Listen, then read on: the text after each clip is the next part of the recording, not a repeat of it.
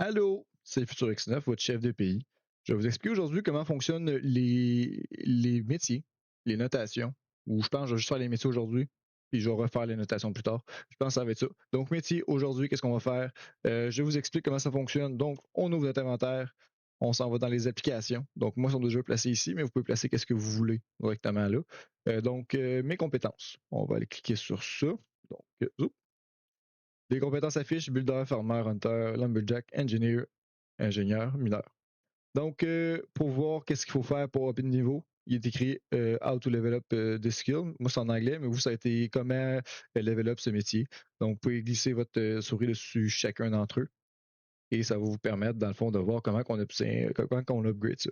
Chaque tiers de niveau vous donne des avantages. Je vais vous mettre l'accent dessus les deux en tant que tel qu'on peut obtenir plus de choses.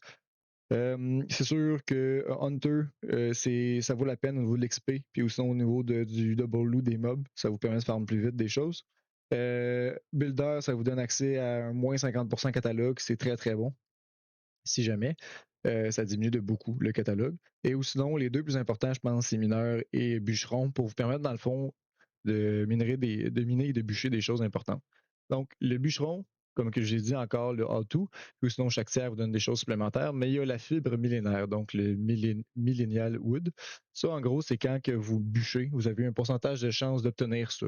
En tant que tel, ça, nous, on en a besoin pour notre recherche et développement, mais aussi, vous pouvez les revendre, ça, directement, soit au pays ou soit au HDV. Donc, je vous conseille fortement, plus que vous montez de niveau, plus que vous avez de chances d'en obtenir. Donc, niveau 5, c'est un x10.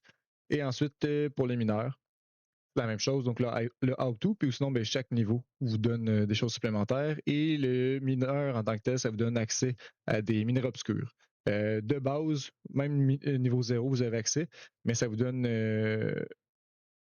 En fait, non, c'est niveau 1 que vous allez pouvoir en avoir. Fait que niveau 1, vous allez pouvoir en avoir. Si vous entendez, après avoir cassé un bloc de un minerai, un bruit de portail du nether, ça veut dire qu'autour de vous, il y a un minerai obscur qui est apparu. Ça, ce minerai obscur-là va vous donner soit du gallium, du magnésium ou du nobium. Ces trois minerais-là, ça vaut relativement cher pour qu'est-ce que c'est.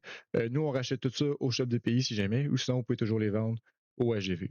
Mais plus que vous montez de niveau, plus que vous avez de chances d'en dropper. Donc, niveau 5, c'est x10% de chance.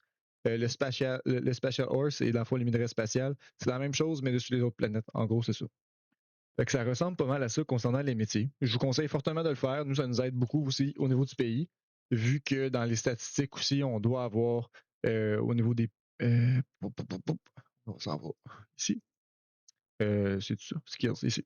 Donc, plus qu'on est, mieux que c'est en tant que tel. Dès qu'on a plus beaucoup de joueurs qui sont au niveau des rankings, là, comme là, on est troisième dans tout le serveur au niveau des métiers. Mais je vous conseille fortement de les monter. Ça nous permet aussi de monter au niveau du pays. Puis en même temps, ça vous permet aussi de faire de l'argent et d'augmenter vos choses. Ça ressemble pas mal à ça. Je vais faire éventuellement un autre tutoriel sur les notations. Donc, merci à vous autres. Salut!